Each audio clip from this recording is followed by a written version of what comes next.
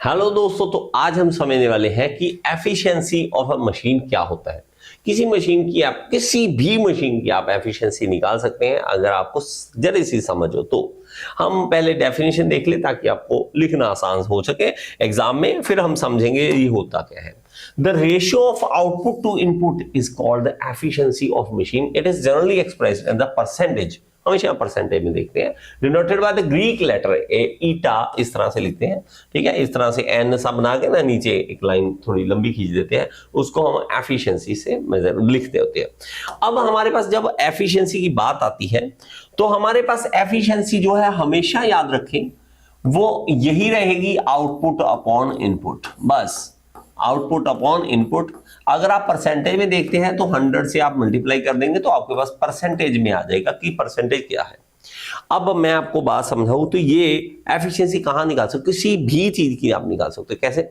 आप एग्जाम में पढ़ते हो तो हो 100 नंबर के लिए, 100 मार्क्स के लिए, वो अलग बात है कि आपके 40 50 60 जितने आते हैं। अगर आपके 60 आते हो तो आपके ये 100 से मल्टीप्लाई करने के बाद हम क्या कहते हैं, ये कि 60% आपकी एफिशिएंसी बन गई।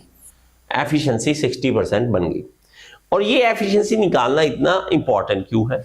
देखिए, इंपॉर्टेंट इसलिए है कि एफिशिएंसी जब भी हम निकालते हैं किसी भी चीज की, तो हमें यह पता लगता है कि वो कितना एनर्जी को यूज करके हमें आउटपुट दे रहा है, कितनी एनर्जी यूज कर रहा है और कितनी आउटपुट हमें दे रहा है।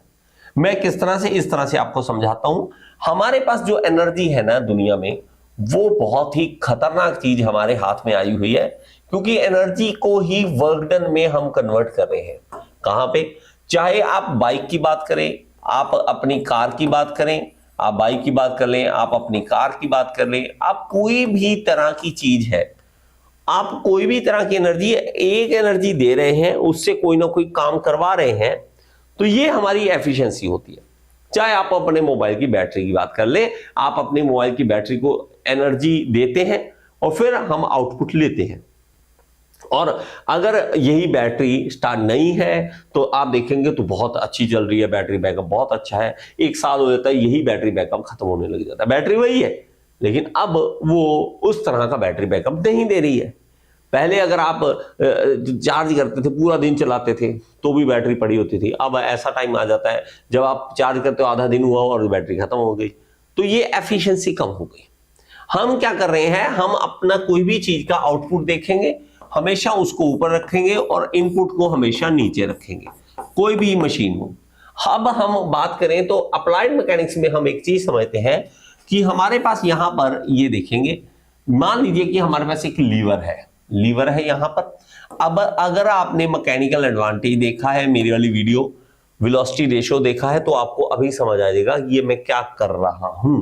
यहां पर हम लगाते हैं एक लोड W, यहां पर हमारे पास एक लोड है W, और यहां पर मेरे पास एफर्ट है एक, और वो है P। यहां पर एफर्ट है और उसको हम लिख देते हैं यहां पर P। तो W और P यहां पर है।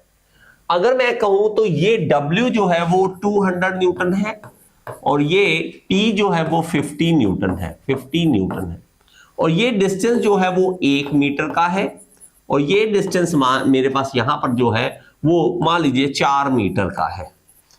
तो अभी ये बैलेंस है, क्योंकि मोमेंट की बैलेंसिंग हो रखी है। अब अगर देखो तो 200 इंटू 1 200, 50 इंटू 4 200, तो मेरे पास दोनों तरफ देखें तो 200 इंटू 1 ये और 50 इंटू 4 200, तो ये बैलेंसिंग हो रही है, मोमेंट की बैलेंसिंग हो रही है। ये कहीं नहीं चीज जा रही, इधर उधर नहीं हो रही, बैलेंसिंग हो रही है। लेकिन अगर आप देखोगे तो यहां पे ये हमारा जो P है हम लगा रहे हैं, W उठा रहे हैं, लोड उठा रहे हैं। यहां पे ये जो है वो इनपुट है, ये क्या है? इनपुट। और ये क्या है? आउटपुट। अगर हम कहीं पे एनर्जी की बात करें तो एक्चुअली क्या होती है? एनर्जी ही वर्क डन होती है, एनर्जी ही वर्क डन होती है। अब अगर वर्क डन की बात करें तो वो होता है फोर्स इंटू डिस्टेंस, यही होता है।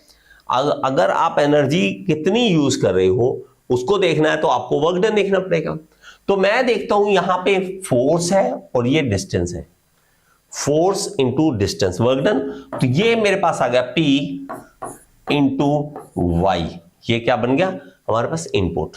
और ये आउटपुट है, आउटपुट क्या है, W into x, W into x.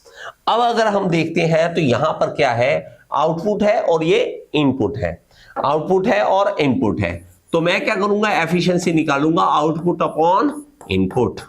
अब इसके केस में, अगर लीवर के केस में देखते हैं तो हमारे पास आउटपुट क्या है, W इंटू एक्स, और अगर इनपुट देखें तो P इंटू वाई, ये है।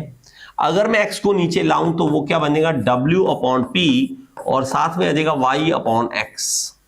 मेरी वीडियो अगर आपने देखी है मैकेनिकल एडवांटेज की, वेलोसिटी रेशियो की, तो आपको पता होगा क्या कि W, यहां पर W अपॉन P क्या है, वो है हमारे पास मैकेनिकल एडवांटेज, और y अपॉन एक्स क्या है, वेलोसिटी रेशियो। तो हम एफिशिएंसी को क्या लिख सकते हैं, वो लिख सकते हैं mechanical advantage over velocity ratio.